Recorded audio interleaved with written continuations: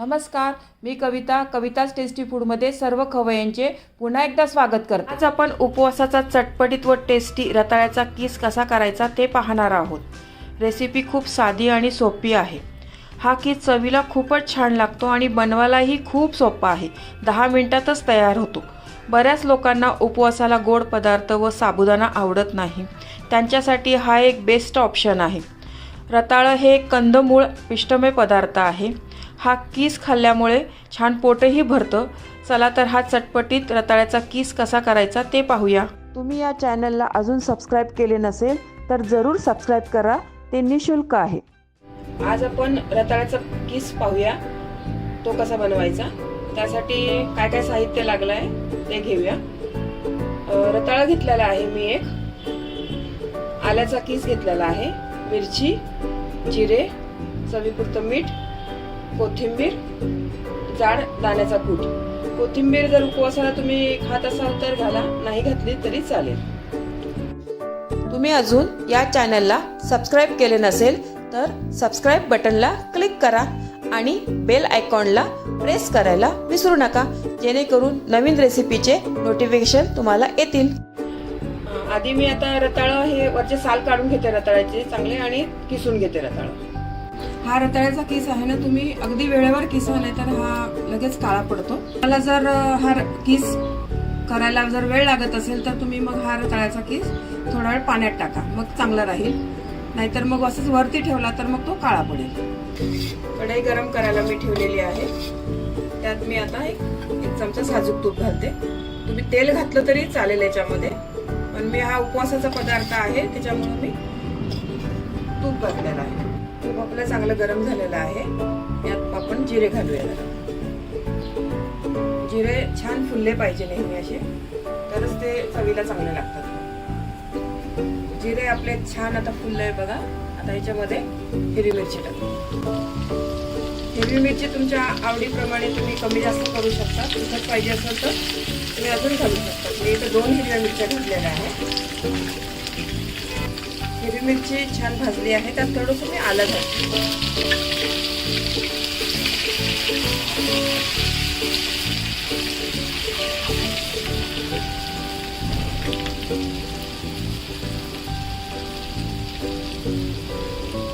आता आपण याच्यामध्ये रताळ्याचा किस घालू।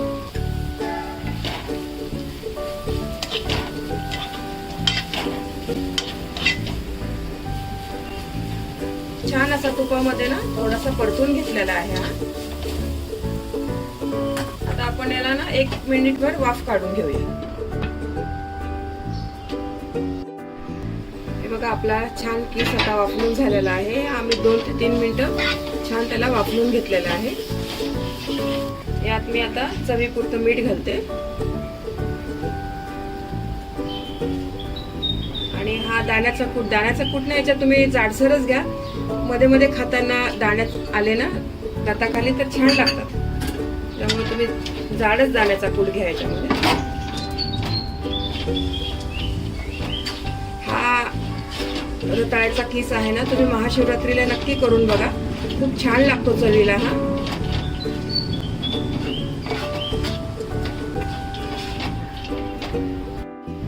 हा आपला रताळ्याचा किस आता पूर्ण झाला आहे तयार। त्यावर मी आता थोडी कोथिंबीर घालते। तुम्ही जर उपवासाला कोथिंबीर खात नसाल तर नाही टाकली तरी चालेल।